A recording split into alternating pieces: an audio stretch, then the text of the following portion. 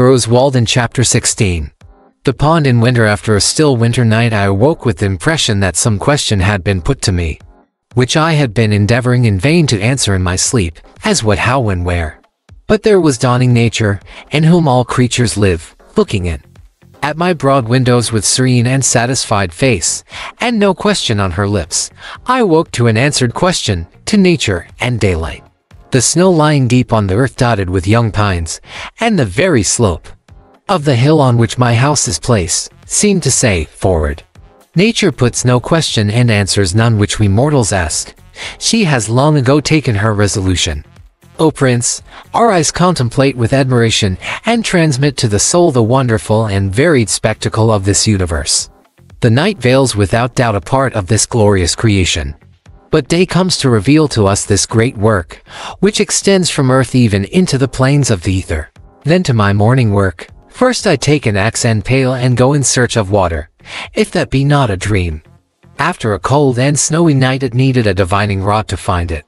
Every winter the liquid and trembling surface of the pond, which was so sensitive to every breath, and reflected every light and shadow, becomes solid to the depth of a foot or a foot and a half, so that it will support the heaviest steams.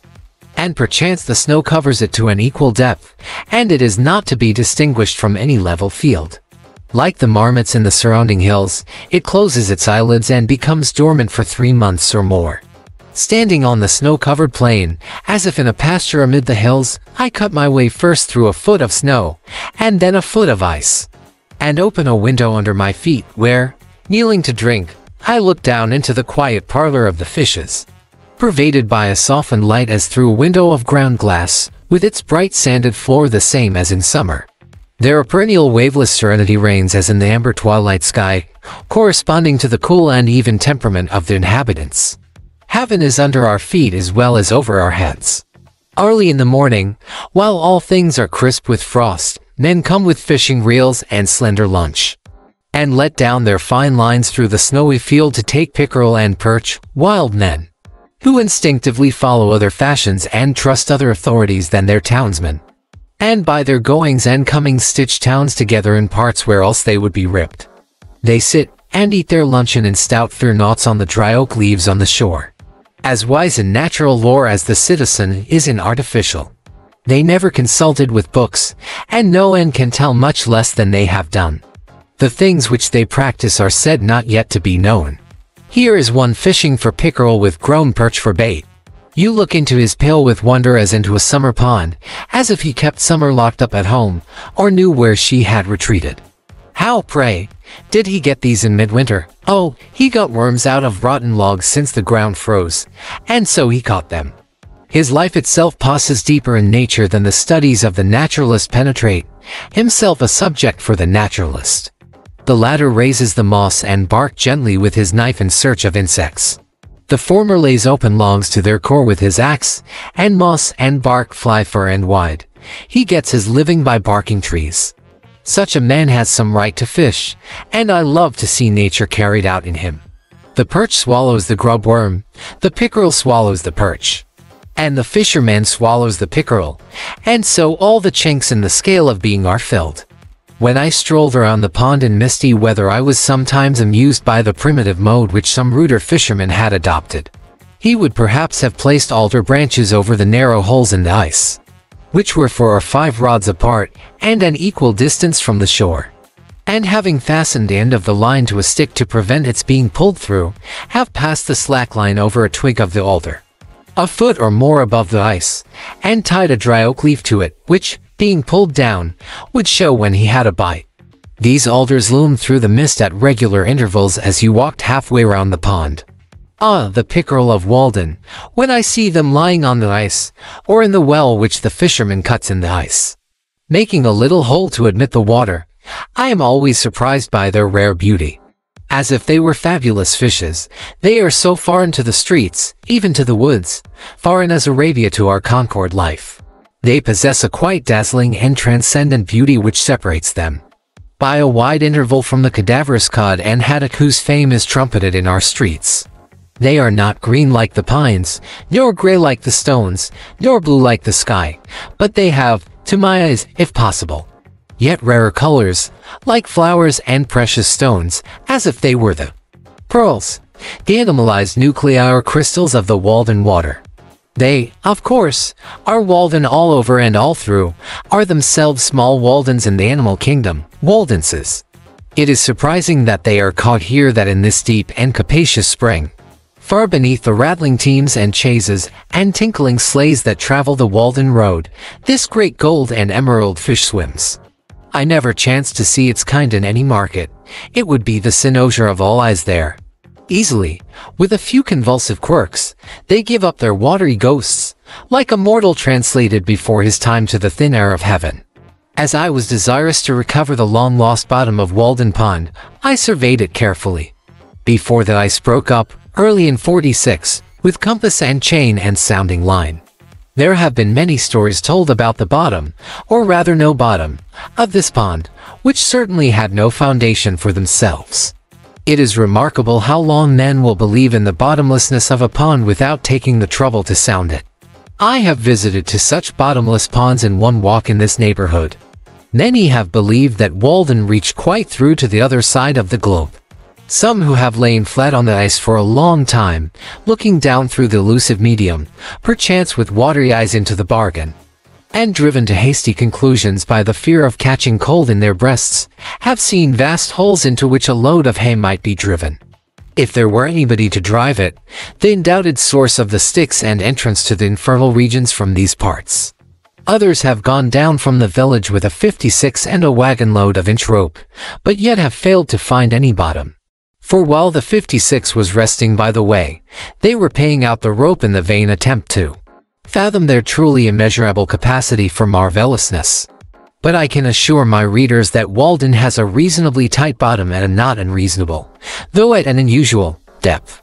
I fathomed it easily with a cod line and a stone weighing about 1.5 pounds, and could tell accurately when the stone left the bottom by having to pull so much harder before the water got underneath to help me.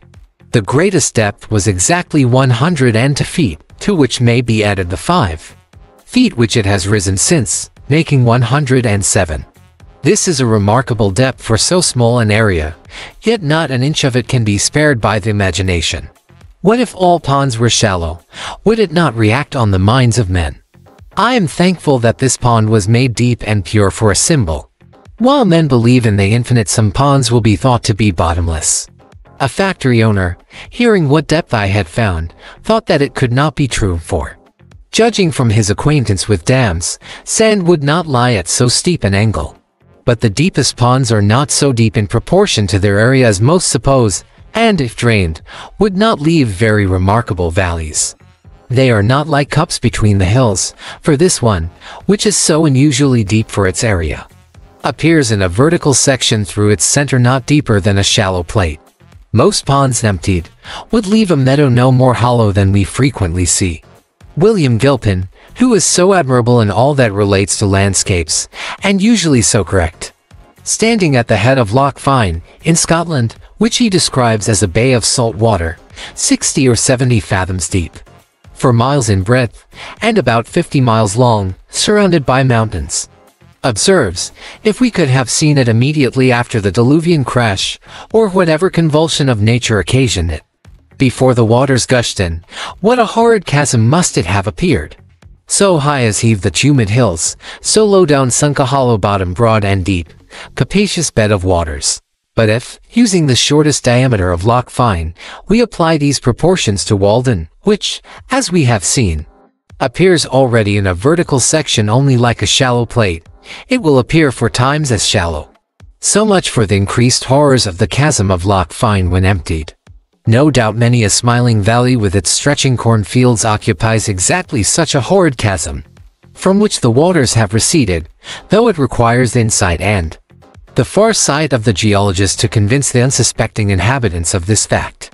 Often an inquisitive eye may detect the shores of a primitive lake in the low horizon hills, and no subsequent elevation of the plain has been necessary to conceal their history. But it is easiest, as they who work on the highways know, to find the hollows by the puddles after a shower. The amount of it is, the imagination give it the least license, dives deeper and soars higher than nature goes. So, Probably, the depth of the ocean will be found to be very inconsiderable compared with its breadth. As I sounded through the ice, I could determine the shape of the bottom with greater accuracy than is possible in surveying harbors which do not freeze over, and I was surprised at its general regularity. In the deepest part there are several acres more level than almost any field which is exposed to the sun, wind, and plow. In one instance, on a line arbitrarily chosen, the depth did not vary more than 1 foot and 30 rods. And generally, near the middle, I could calculate the variation for each 100 feet, in any direction beforehand within 3 or 4 inches. Some are accustomed to speak of deep and dangerous holes even in quiet sandy ponds like this. But the effect of water under these circumstances is to level all inequalities. The regularity of the bottom and its conformity to the shores and the range of the neighboring hills were so perfect that a distant promontory betrayed itself in the soundings quite across the pond, and its direction could be determined by observing the opposite shore. Cape becomes bar, and plain shoal, and valley and gorge deep water and channel. When I had mapped the pond by the scale of 10 rods to an inch, and put down the soundings, more than 100 in all, I observed this remarkable coincidence. Having noticed that the number indicating the greatest depth was apparently in the center of the map, I laid a rule on the map lengthwise, and then breadthwise, and found, to my surprise, that the line of greatest length intersected the line of greatest breadth exactly at the point of greatest depth. Notwithstanding that the middle is so nearly level, the outline of the pond far from regular, and the extreme length and breadth were got by measuring into the coves. And I said to myself, who knows but this hint would conduct to the deepest part of the ocean as well as of a pond or puddle? Is not this the rule also for the height of mountains, regarded as the opposite of valleys? We know that a hill is not highest at its narrowest part. Of 5 coves, 3, or all which had been sounded, were observed to have a bar quite across their mouths and deeper water within, so that the bay tended to be an expansion of water within the land not only horizontally but vertically, and to form a basin or independent pond, the direction of the 2 capes showing the course of the bar. Every harbor on the seacoast, also, has its bar at its entrance. In proportion as the mouth of the cove was wider compared with its length, the water over the bar was deeper compared with that in the basin. Given then, the length and breadth of the cove, and the character of the surrounding shore, and you have almost elements enough to make out a formula for all cases. In order to see how nearly I could guess, with this experience, at the deepest point in a pond, by observing the outlines of a surface and the character of its shores alone, I made a plan of White Pond, which contains about 41 acres, and, like this, has no island in it, nor any visible inlet or outlet. And as the line of greatest breadth fell very near the line of least breadth, where 2 opposite capes approached each other and 2 opposite bays receded, I ventured to mark a point a short distance from the latter line, but still on the line of greatest length, as the deepest. The deepest part was found to be within 100 feet of this, still farther in the direction to which I had inclined, and was only 1 foot deeper, namely, 60 feet. Of course, a stream running through, or an island in the pond, would make the problem much more complicated. If we know all the laws of nature, we should need only one fact, or the description of one actual phenomenon, to infer all the particular results at that point. Now we know only a few laws, and our result is vitiated, not, of course, by any confusion or irregularity in nature, but by our ignorance of essential elements in the calculation. Our notions of law and harmony are commonly confined to those instances which we detect, but the harmony which results from a far greater number of seemingly conflicting, but really concurring laws, which we have not detected, is still more wonderful. The particular laws are as our points of view, as, to the traveler, a mountain outline varies with every step, and it has an infinite number of profiles, though absolutely but one form, even when cleft or bored through it is not comprehended in its entireness. What I have observed of the pond is no less true in ethics. It is the law of average. Such a rule of the 2 diameters not only guides us toward the sun in the system, and the heart in man, but draws lines through the length and breadth of the aggregate of a man's particular daily behaviors and waves of life into his coves. and inlets, and where they intersect will be the height or depth of his character. Perhaps we need only to know how his shores trend and his adjacent country or circumstances to infer his depth and concealed bottom. If he is surrounded by mountainous circumstances, and a Chilean shore, whose peaks overshadow and are reflected in his bosom, they suggest a corresponding depth in him. But a low and smooth shore proves him shallow on that side. In our bodies, a bold projecting brow falls off to and indicates a corresponding depth of thought. Also, there is a bar across the entrance of our every cove, or particular inclination. Each is our harbor for a season, in which we are detained and partially landlocked. These inclinations are not whimsical usually, but their form, size, and direction are determined by the promontories of the shore, the ancient axes of elevation. When this bar is gradually increased by storms, tides, or currents, or there is a subsidence of the waters, so that it reaches to the surface, that which was at first but an inclination in the shore in which a thought was harbored becomes an individual lake. Cut off from the ocean, wherein the thought secures its own conditions, changes, perhaps, from salt to fresh, becomes a sweet sea, dead sea, or a marsh. At the advent of each individual into this life, may we not suppose that such a bar has risen to the surface somewhere? It is true, we are such poor navigators that our thoughts, for the most part, stand off and on upon a harborless coast, are conversant only with the bites of the bays of poesy, or steer for the public ports of entry, and go into the dry docks of science, where they merely refit for this world, and no natural currents concur to individualize them. As for the inlet or outlet of Walden, I have not discovered any but rain and snow and evaporation, though perhaps, with a thermometer and a line, such places may be found. For where the water flows into the pond it will probably be coldest in summer and warmest in winter. When the icemen were at work here in 46-7, the cakes sent to the shore were one day rejected by those who were stacking them up there, not being thick enough to lie side by side with the rest, and the cutters thus discovered that the ice over a small space was 2 or 3 inches thinner than elsewhere, which made them think that there was an inlet there. They also showed me in another place what they thought was a leach hole, through which the pond leaked out under a hill into a neighboring meadow, pushing me out on a cake of ice to see it. It was a small cavity under 10 feet of water, but I think that I can warrant the pond not to need soldering till they find a worse leak than that. One has suggested that if such a leach hole should be found, its connection with the meadow, if any existed, might be proved by conveying some colored powder or sawdust to the mouth of the hole, and then putting a strainer over the spring in the meadow, which would catch some of the particles carried through by the current. While I was surveying, the ice, which was 16 inches thick, undulated under a slight wind like water. It is well known that a level cannot be used on ice. At 1 rod from the shore its greatest fluctuation, when observed by means of a level on land, directed toward a graduated staff on the ice, was 3/4 of an inch, though the ice appeared firmly attached to the shore. It was probably greater in the middle.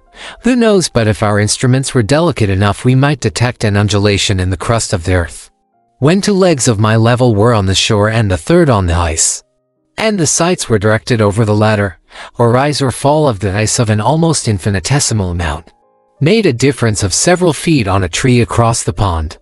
When I began to cut holes for sounding there were 3 or 4 inches of water on the ice under a deep snow which had sunk it thus far. But the water began immediately to run into these holes, and continued to run for 2 days in deep streams, which wore away the ice on every side, and contributed essentially, if not mainly, to dry the surface of the pond, for, as the water ran in, it raised and floated the ice. This was somewhat like cutting a hole in the bottom of a ship to let the water out. When such holes freeze, and a rain succeeds, and finally a new freezing forms a fresh smooth ice over all, it is beautifully modeled internally by dark figures, shaped somewhat like a spider's web, what you may call ice rosettes, produced by the channels worn by the water flowing from all sides to a center. Sometimes, also, when the ice was covered with shallow puddles, I saw a double shadow of myself, one standing on the head of the other, one on the ice, the other on the trees or hillside. While yet it is cold January, and snow and ice are thick and solid, the prudent landlord comes from the village to get ice to cool his summer drink. Impressively, even pathetically. Wise, to foresee the heat and thirst of July now in January wearing a thick coat and mittens, when so many things are not provided for. It may be that he lays up no treasures in this world which will cool his summer drink in the next. He cuts and sows the solid pond, unroofs the house of fishes, and carts off their very element and air. Held fast by chains and stakes like corded wood, through the favoring winter air, to wintry cellars, to underlie the summer there. It looks like solidified azure, as, far off, it is drawn through the streets. These ice cutters are a merry race, full of jest and sport. And when I went among them they were wont to invite me to saw pit fashion with them, I standing underneath. In the winter of 46-7 there came 100 men of Hyperborean extraction swooped down onto our pond one morning. With many carloads of ungainly-looking farming tools, sleds, plows, drill barrows, turf knives, spades, saws, rakes, and each man was armed with a double-pointed pike staff, such as is not described in the New England farmer or the cultivator. I did not know whether they had come to sow a crop of winter rye, or some other kind of grain recently introduced from Iceland. As I saw no manure, I judged that they meant to skim the land, as I had done, thinking the soil was deep, and had lain fallow long enough. They said that a gentleman farmer, who was behind the scenes, wanted to double his money, which, as I understood, amounted to $500,000 already, but in order to cover each one of his dollars with another, he took off the only coat, the skin itself, of Walden Pond in the midst of a hard winter. They went to work at once, plowing, barrowing, rolling, furrowing, in admirable order, as if they were bent on making this a model farm. But when I was looking sharp to see what kind of seed they dropped into the furrow, a gang of fellows by my side suddenly began to hook up the virgin mold itself, with a peculiar jerk, clean down to the sand. Or rather the water, for it was a very springy soil indeed, all the terra firma there was, and haul it away on sleds. And then I guessed that they must be cutting peat in a bog, so they came and went every day, with a peculiar shriek from the locomotive, from and to some point of the polar regions, as it seemed to me, like a flock of Arctic snowbirds.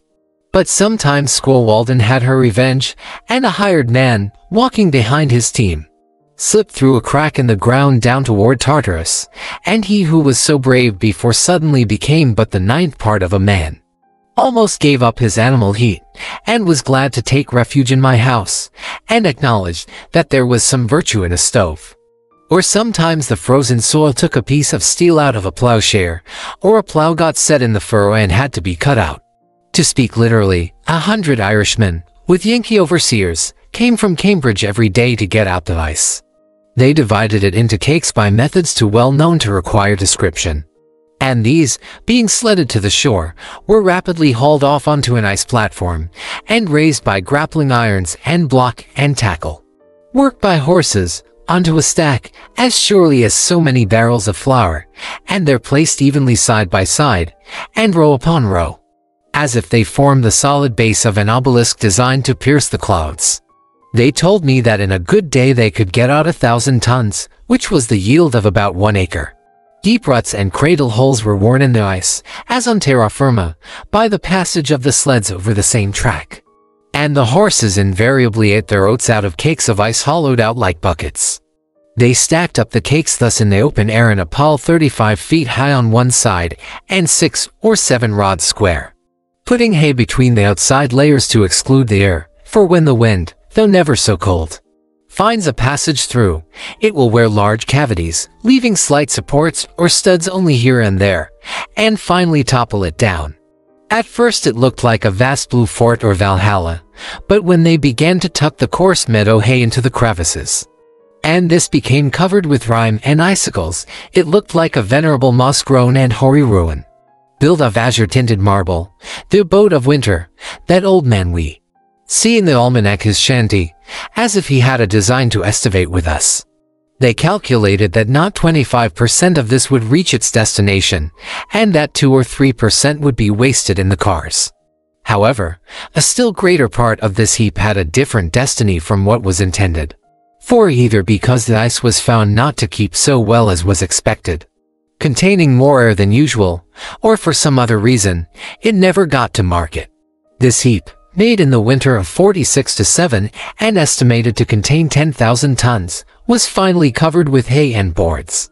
And though it was enroofed the following July, and a part of it carried off, the rest remaining exposed to the sun, it stood over that summer and the next winter, and was not quite melted till September 1848.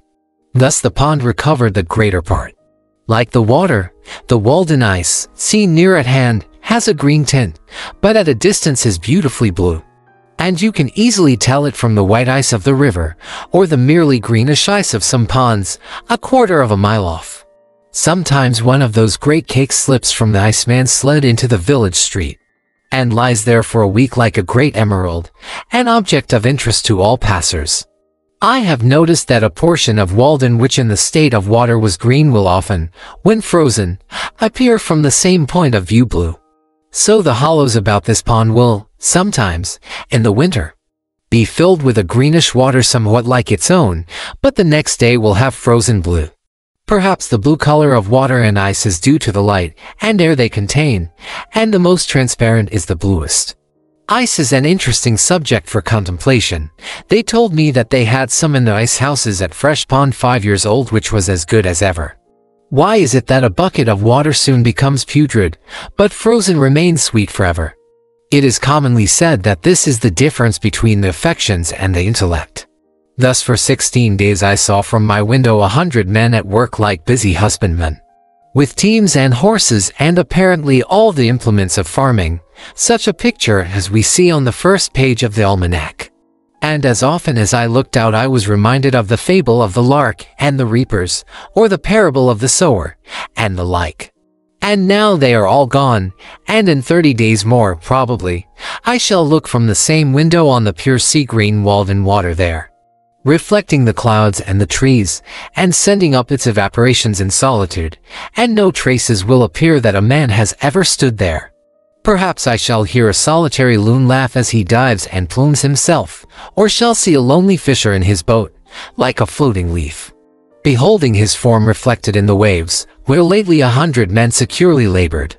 Thus it appears that the sweltering inhabitants of Charleston and New Orleans, of Madras and Bombay and Calcutta, drink at my well. In the morning I bathe my intellect in the stupendous and cosmogonal philosophy of the Bhagavad Gita, since whose composition years of the gods have elapsed, and in comparison with which our modern world and its literature seem puny and trivial. And I doubt if that philosophy is not to be referred to a previous state of existence, so remote is its sublimity from our conceptions. I lay down the book and go to my well for water, and lo, there I meet the servant of the Brahmin, priest of Brahma and Vishnu and Indra, who still sits in his temple on the Ganges reading the Vedas, or dwells at the root of a tree with his crust and water jug. I meet his servant come to draw water for his master, and our buckets as it were grate together in the same well. The pure Walden water is mingled with the sacred water of the Ganges. With favoring winds it is wafted past the side of the fabulous islands of Atlantis and the Hesperides, makes the periplus of Hanno, and, floating by Ternate and Tidor and the mouth of the Persian Gulf, melts in the tropic gales of the Indian seas, and is landed in ports of which Alexander only heard the names. Alright, this story has come to an end. If you liked it, please give it a thumbs up. Thank you.